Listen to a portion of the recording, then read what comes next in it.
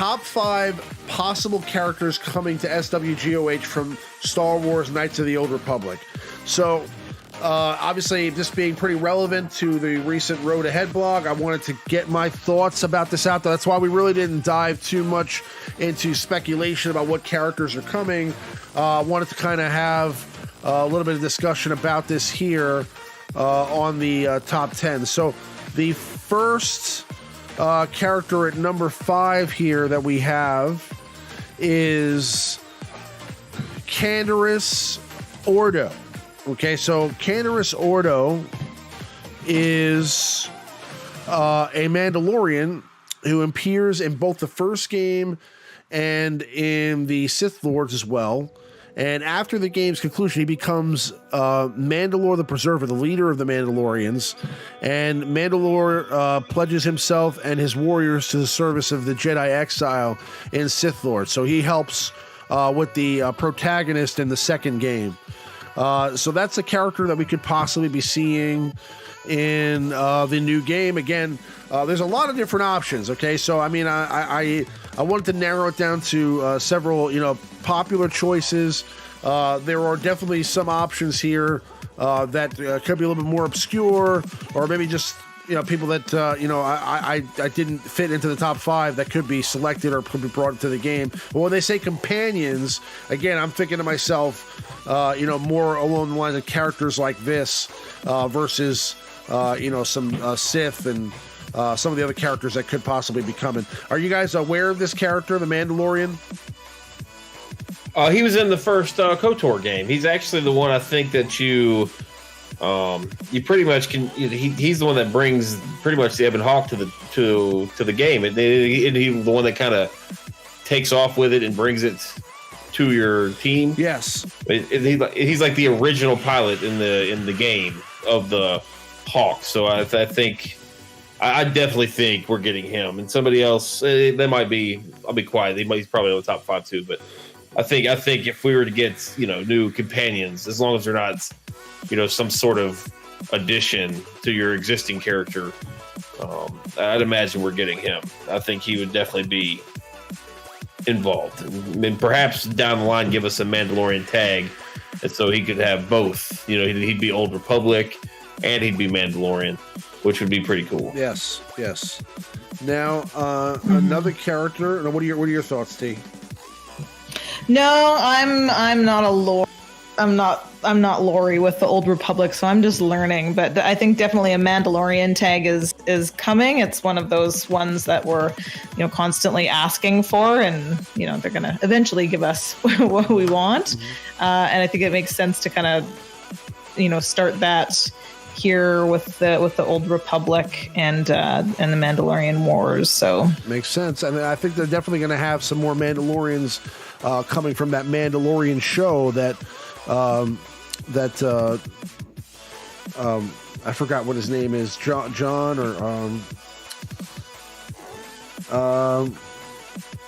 help me, guys. He's from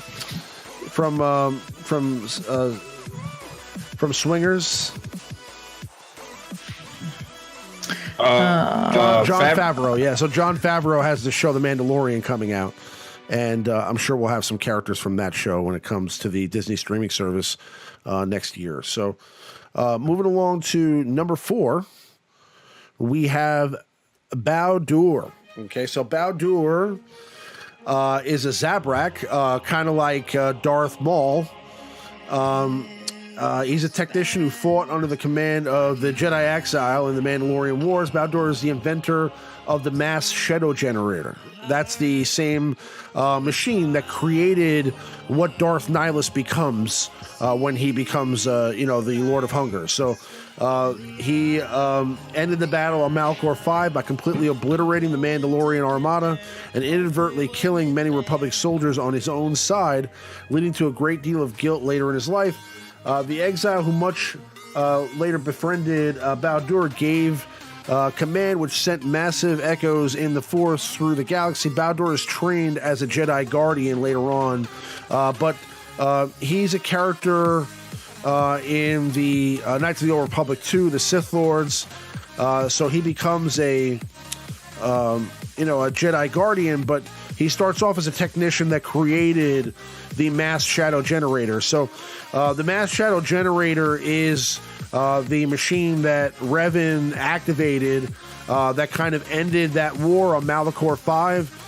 And it also led to, like I said, the creation of Darth Nihilus, because his body had been separated from, like, his soul had been separated from his body, and he became this character who is not really fully in physical form. Like, he had to basically steal the Force from others in order to maintain his physical form on this plane. And as time passed, his hunger grew, and he needed more and more Force energy drained in order to actually sustain like a physical form on on the world. But that's where Bao-Dur came from. So that's a possible character. Again, he's a technician. He later became a Jedi Guardian, so he could be introduced as a Jedi, but we'll have to see if he's one of the characters that they select. Definitely an important character because he invented the mass shadow generator. But that's our number 4 KOTOR character, possibly coming to Star Wars Galaxy of Heroes. Moving along to our number 3 possibility, we're going to be looking at Kreia. Okay, so I know what you guys are thinking. We just got Darth Treya, so this is not possible. And you're right. I mean, do I think that Darth Treya is going to come out in the same year as Kreia? No, but I do think that we are eventually going to get Kreia, the light side version of Darth Treya, when she was a Jedi. She used to be a Jedi, and she was actually the master that trained Darth Revan when he was a Jedi. So she has a very colorful and interesting history that goes way beyond her just being a dark side character. She's one of the most manipulative characters in the series. And yes, she ultimately, does go to the dark side because of her, because of her open-mindedness and basically looking towards other ways besides the ways of the Jedi. She learns, some of the ways of the dark side, and, she turns from light to dark. What do you guys think? Do you think we're going to get Kreia at some point? I think in the post, they kind of make it seem like we're getting dark side companions. Like, I don't know. I honestly have no idea. I played the first game. I've never played the second game. I don't know much past the first game in terms of lore. So perhaps. We were talking a little bit before this show. Like, there's all of these characters, like Malak and Kreia, and that I just don't see as being a marquee. And I mean, could they pack so many legendaries? The legendaries seem to be lining up. If these guys aren't. They're not coming out as a marquee. Like, there's no way Kreia could be a marquee. Right. When Treya is, takes so much effort to get. So, I mean, definitely it makes sense to have her. But yeah, how would she come? Like, not a new raid, I don't think, but it makes sense to have her. Yeah, I think down the road we may see her. I think it's a little bit too soon to see her in the game. End of this year, but she's a light side Jedi, so again, this is another way that they could kind of revitalize the Jedi down the road after they fall out of the meta down the road at some point. But we talked about that new game mode, right? I mean, I would be willing to bet that there's some sort of character specific shard that you could get, like only the top 4 guys get it, or the top 3. Maybe first place gets you 5, second place gets you 3, third place gets you 1 shard, or something ridiculous. Because they're not going to make this game mode. It's going to be optional, yes, but they're not going to make it to where people aren't interested. There's going to be something involved with the prizes that keep people playing it. It's not going to actually be optional. Like, if you're competitive in the game, there's no way it's going to actually be 100%. Optional. It's optional to play, but if you want to remain competitive, there will be something involved that you have to have, right? Like, it's oh my god, you have to have it. But and I'm gonna go back on what I said before, that it's not gonna be character shards. I think just hearing you say that, it's like it could be like a raid. If there's those, those 8 matchups, and then the first, and it just kind of goes down like a raid, and everybody gets shards. So if you, just sign up or however it works, you're still going to get 1 or 3 or whatever. It's just like the Rancor. It's just going to take you forever to unlock a tune. That makes a lot of sense. Yikes. Okay. I really actually the way you explained it, Maurice, it makes me think that, yes, that's exactly what they're doing. Will it be Kreia? I don't know. I don't know who. Maybe it'll be Malak, but I mean, it'll definitely be, I think it'll be somebody. I think you're right. That makes a lot of sense. And that's also why they were completely so vague about what the rewards are. Because they would say like you'll get gear or something. They would say something, so they kind of left that open. So I would say, that kind of makes sense. Because I'm sure they're looking for new ways to release characters that aren't just marquee and legendary events. This would be a very interesting way to do that for sure. But that's our number 3 possible character coming to Star Wars Galaxy of Heroes from KOTOR. Moving along to our number 2, and this is probably the most likely character to come into this game, in my opinion. This is what I was going to say earlier. I think that if we're talking about a companion, and we're talking about a character that could be a marquee character and not have to be a legendary character, I think we're talking about Carth Onasi. Okay, so Carth is actually the main character from the... he's one of the main characters from the original KOTOR, and he's actually the first person that you meet in the game. So Carth is a soldier and expert Republic pilot, also the first character to become a party member in the first game. He's a romancing option for female Revan. During the Mandalorian Wars, Carth served under Admiral Saul Karath, who would become his mentor and later object of revenge. He met Revan while the two were fleeing the Endar Spire following a Sith attack on the ship. Since then, he became a party member. Carth Onasi was considered to have been replaced by Aton Rand in the second game. Basically, Carth Onasi is that very first character that kind of introduces you into the game and how to pick things up and how to get yourself dressed and all these other things. He kind of shows you how to maneuver in that first stage of the game. And he's also your first companion that you walk around within the game, period. So, he's one of the main characters from the original KOTOR. And, he's definitely somebody that a lot of people have wondered if he's going to be coming into the game at some point because he's such a popular character. I think that if anybody is coming in a marquee form that is going to be a companion from KOTOR, I think this is the guy, in my opinion. Yeah, I agree. I'm actually a little surprised he wasn't included in the first wave. Because, you really do spend probably the first quarter of the game with him in your party just by default. Later on you can change him out for, cooler characters, but he's still a good companion in the first game. I like him. I used him the majority of the game. I'm shocked. He is definitely one of the more main characters. I enjoy letting him down all the time, like whenever you ask questions, it's like you want to go help them out. They need help. It's like, no, I don't care about that. It's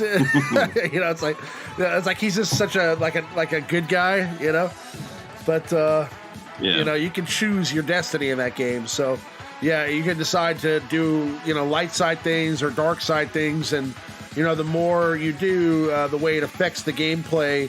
That's why that game is such an interesting game and such a cool game, is because you can really have completely different outcomes at the end based upon your gameplay and the decisions that you make while you play.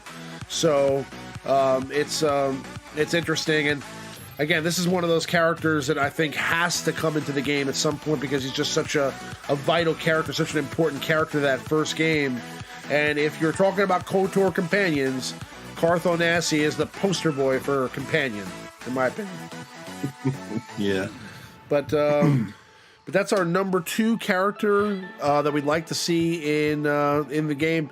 Our number one, I think this is going to go without question here, is going to be Darth Malak. So, yes, I mean, would this be the ultimate awesome character to round out the year here, to have Darth Malak kind of come in and, they give us a wave of Jedi and the Jedi kind of dominate, and then all of a sudden, bang, Darth Malak comes into the game and the Sith are on top again. And not only do you have the triumvirate, but now you have this really OP Sith Darth Malak that eventually leads to the unlocking of Darth Revan, the dark side version of Revan, at some point down the road.